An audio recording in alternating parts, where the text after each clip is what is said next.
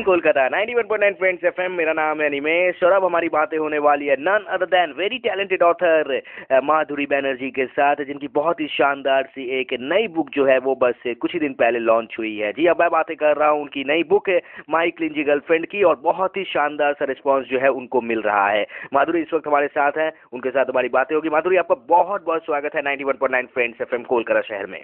Thank you so much. सबसे पहले जानना चाहूंगा, इतने सारे आपने नॉवेल्स लिखे हैं, 5 नॉवेल्स आपने लिखे हैं, आपने एक स्क्रिप्ट भी लिखी है, अभी तक का सफर आपका कैसा रहा? मेरा सफर बहुत अच्छा रहा है। I have been quite fortunate and I am very grateful to God and everybody who has bought my book, so I am very happy about that. Okay, my clingy girlfriend के बारे में कुछ बताना चाहेंगी इस नॉवेल के बारे में? My clingy girlfriend is actually about a Bengali boy from Kolkata whose name is Sogro-Kranti Banerjee, and I wrote it from a male point of view, so it's actually from his tone and his life and how he's got stuck with a very clingy girlfriend, and how he's stuck in a very bad job in Bombay and he's trying to prove himself in Bombay, whereas he has this very virile cousin in Kolkata and his whole family wants him to come back. And it's his story whether he survives in Bombay or he goes back to Kolkata. Okay, वैसे मुझे बताइए, 5 आपने novels लिखी हैं, तो सबसे ज्यादा tough और सबसे ज्यादा चैलेंजिंग अभी तक आपको किसमें लगा? मुझे सबसे ज्यादा चैलेंजिंग ये माई क्लिंजी गर्लफ्रेंड ही लगा है, क्योंकि अब तक तो जो मैं रोमांस नॉवेल्स लिख रही थी या वो चिकलिट जैसे नॉवेल्स में लिख रही थी, वो काफी मुझे थोड़ा सा इजी लगा, क्योंकि मेरे काफी फ्रेंड्स हैं जो विमेन हैं और मेरी सखियां और सहेलियां काफी मुझे स्टोरीज बताती थी। लेकिन ये जो माई क्लिंगी गर्लफ्रेंड है एक बॉय और ये मेल की तरफ से है, तो उनके दिमाग में जाना, उनके दिल में जाना, उनकी जिंदगी में जाना और फिर लिखना बहुत मुश्किल था मेरे लिए। लेकिन मुझे बहुत मजा आया इसको करने में, क्योंकि फिर मुझे पता लगा कि मैं कैसी टाइप की गर्लफ्रेंड हूँ।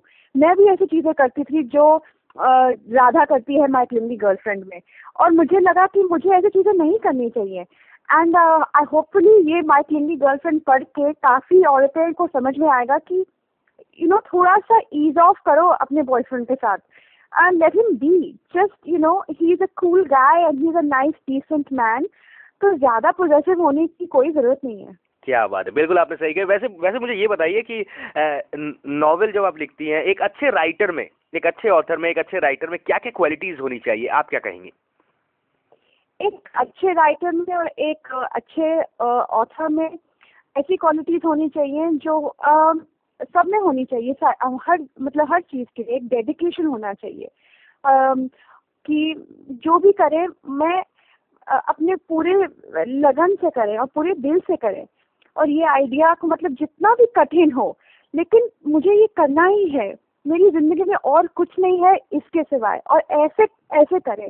तो जब भी मैं एक किताब लिखती हूँ तो ये नहीं कि मैं दूसरी किताब के बारे में सोच रही हूँ या किसी और चीज के बारे में सोच रही हूँ, मैं सिर्फ उसी किताब के और उसी कैरेक्टर्स के बारे में सोचती हूँ। जो उनकी जिंदगी है मेरी जिंदगी बन जाती है। तो जब भी मैं कहीं जाती हूँ तो मैं अगर न्यूज़पेपर पढ़ रही हूँ, लोगों से बात कर रही हूँ, मैं सोच भी रही हूँ कि ये सीन कैसे आ सकता है इस किताब में, क्या कुछ इसमें कुछ महत्वपूर्ण है जो इस किताब में आ सकता है। So I really feel that you should be dedicated to your job. You should be dedicated as a writer, and you should understand कि आप कौन से genre में लिख रहे हो। अगर वही genre में लिख रहे हो तो ज्यादा पढ़िए उस genre में भी। अगर ह्यूमर लिखिए तो you should have a little bit of a humorous streak. अगर आप रोमांस लिख रहे हो तो आपकी जिंदगी में थोड़ी सी तो रोमांस होनी चाहिए।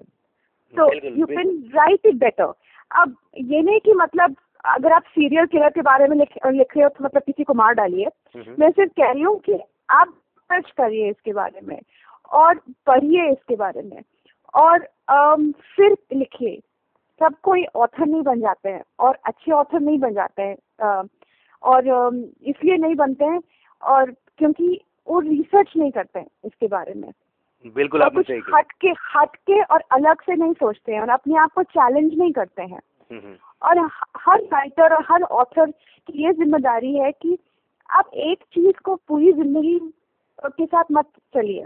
write something different, challenge yourself and think about it. And that's what I did with My Clingy Girlfriend. I challenged myself क्योंकि it was difficult for me, but I said नहीं, मैं करूँगी, मैं दिखाऊंगी, and hopefully it will work. बिल्कुल आपने सही कहा। वैसे मुझे ये बताइए कि आज फ्यूचर क्या है नॉवेल का? लोग जो है आजकल ई बुक्स पढ़ने लगे हैं, इंटरनेट में इतने सारे नॉवेल्स जो हैं वो भी रहते हैं, स्टोरी बुक्स रहते हैं, तो आपको क्या लगता है लोग अभी भी वैसे ही पढ़ रहे हैं, उससे ज़्यादा पढ़ रहे हैं या कम पढ़ रहे हैं? आपको क्या लगेंगे एज ए ऑथर, आप क्या कहेंगे? मुझे लगा है कि जिन लोगों को किताबें पढ़नी है तो वो लोग पढ़ेंगे ही, और जिन लोगों को नहीं पढ़नी है वो तो टीवी देखेंगे। बिल्कुल सही कहा। तो ये ई बुक या हार्ड बाउंड बुक या ऑनलाइन बुक्स, तो ये टेक्नोलॉजी की तरफ से मतलब बढ़ रही है, एंड इट इज वंडरफुल। क्योंकि अगर मेरी एक किताब थी और निकली थी, वो एक ही हार्ड कॉपी फॉर्म में मतलब निकली थी, बट अब आप उसको डाउनलोड कर सकते हैं, किंडल में भी डाउनलोड कर सकते हैं, उसका पीडीएफ वर्जन भी देख सकते हैं। सो सबको एक्सेस मिल गया है एक किताब के लिए, and I think it's fabulous. क्योंकि इससे अच्छा क्या हो सकता है ऑथर के लिए कि जो आपने मेहनत से ये लिखा है, it's reaching out to so many people. तो जो हार्ड कॉपी बाकी देशों में नहीं जा सकता है, ये किंडल की वर्जन जाएगा ना वहाँ पे। बिल्कुल आपने सही कहा। बिल्कुल। तो इट इज फैंटास्टिक कि ये माय क्लिंगी गर्लफ्रेंड लोग अमेरिका में पढ़ रहे हैं, दुबई में पढ़ रहे हैं, और फिर मुझे ट्विटर पे बात कर रहे हैं।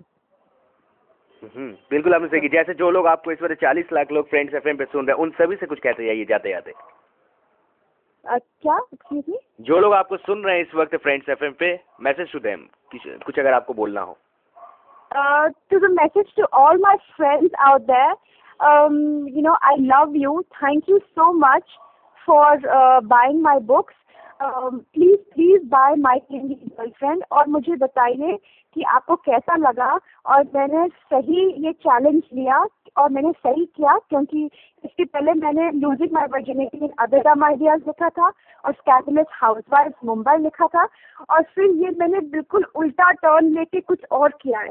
तो आप मुझे ट्विटर पे ढूंढिए, इंस्टाग्राम पे ढूंढिए, फेसबुक पेज पे ढूंढिए, and tell me whether you liked it, whether you think I've done the right thing, and what do you think I should do next. क्या बात है। थैंक यू सो मच माधुरी, हमारे साथ बातें करने के लिए। काफी अच्छा लगा आपसे बातें करके। हम चाहेंगे कि आने वाले दिनों में और भी आपके ऐसे इस नॉवल आए और लोग आपको इसी तरह पसंद करते रहे। Thank you so much ma'am. Thank you so much, मुझे भी बहुत अच्छा लगा। ये थी हमारे साथ ऑथर माधुरी बैनर्जी, जिनके साथ हमारी बिल्कुल लाइव बातें हो रही थी 91.9 फ्रेंड्स एफएम पे। आज डगान टोटल फन।